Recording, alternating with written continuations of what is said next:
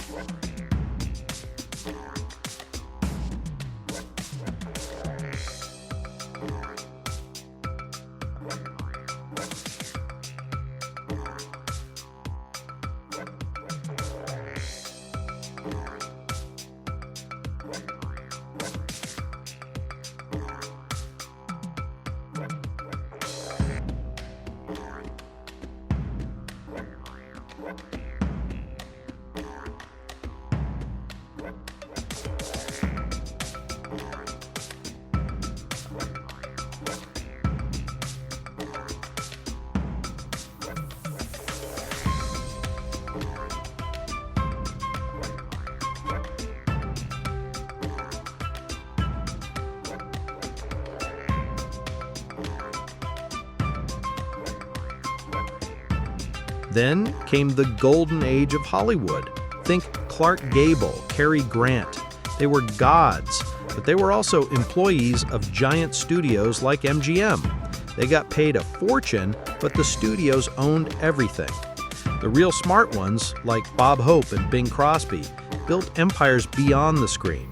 Radio, tours, massive investments. They were rich on a level that was almost hard to fathom at the time.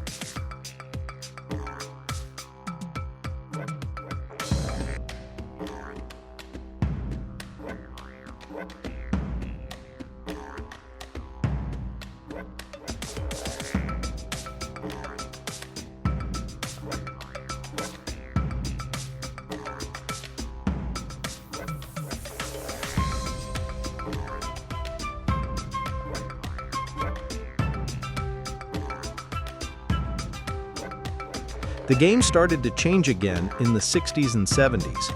Actors like Clint Eastwood and Paul Newman realized that the real money wasn't in a salary, but in ownership. Clint started directing his own films and keeping the profits. Paul Newman, well, he started making salad dressing, and that made him more money than any movie ever did. It was a hint of what was to come.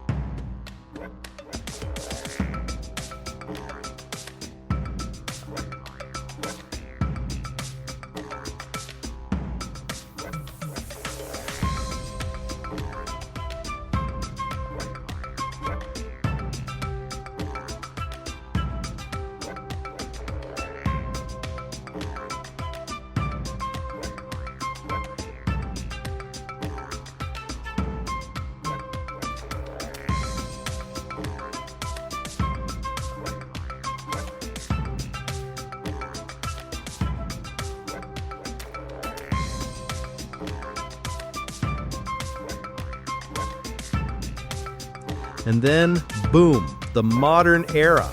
This is where the whole idea of wealth just exploded. You had actors becoming global brands, but the richest aren't always the biggest stars. The real fortune is in business. Jerry Seinfeld makes more from Seinfeld reruns than most make in a lifetime. Tyler Perry owns everything. His stories, his studio, his entire pipeline. He doesn't ask for a piece of the pie, he owns the bakery.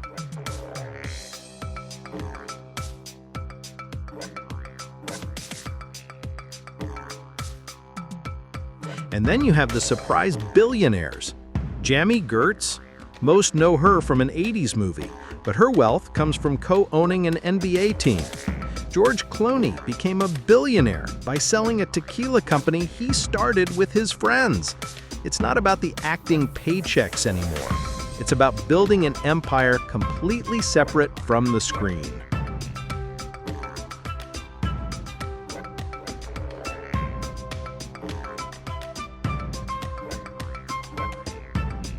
So, from Chaplin's independent studio to Clooney's tequila, it's been a journey from being a well-paid player to becoming the owner of the entire game. The job title is still actor, but for the wealthiest, it's really entrepreneur.